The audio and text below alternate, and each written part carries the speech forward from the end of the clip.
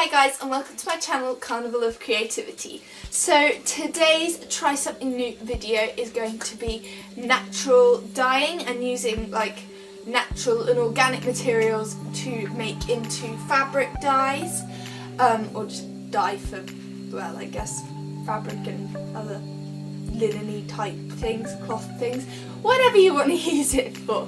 If you like this video, please make sure to subscribe, and without further ado, I'm just going to hop right into the process.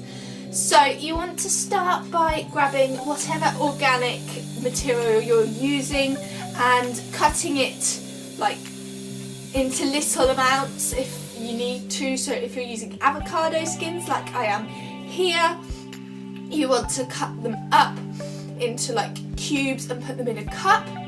Then you want to double the amount of water that you have for the organic material. So if you've got 1 cup of organic material, you want 2 cups of water, and you want to pop this all in a pan.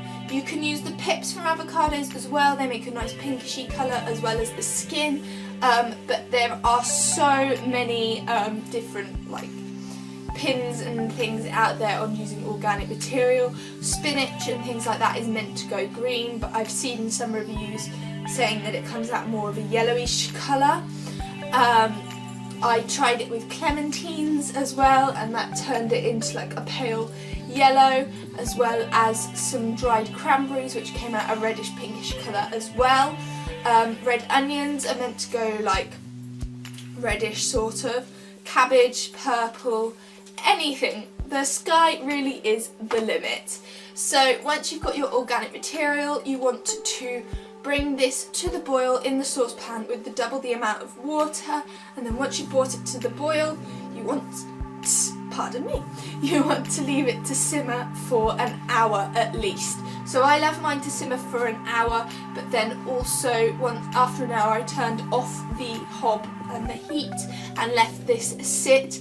If you can, leave it to sit overnight, because the longer that the material sits in the water, the stronger the dye will be. But yeah, that's basically it.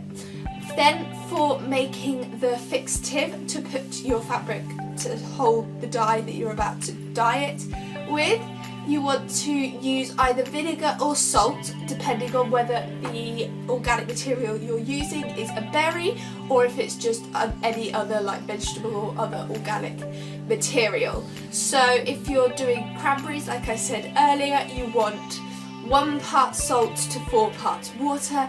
If you're doing other organic materials, so like the avocados and the clementines and things like that, you want 1 part vinegar to 2 parts water.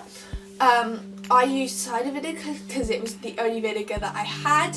And then you want to boil all your fabric or whatever you're using. I used lace, wool, fabric, and did like a mixture to show the difference in how the dye takes to each of these, and boiled all of these in my vinegar water solution for another hour as well.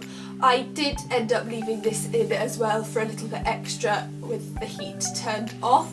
And then once you've done this, you want to take all of your materials that you've boiled in the vinegar and run them under the cold tap, just roughly. It has to be cold, the warm will like wash it out or something, but run it under the cold tap just to get rid of any of the vinegar-ness, because you don't really want necessarily like vinegar.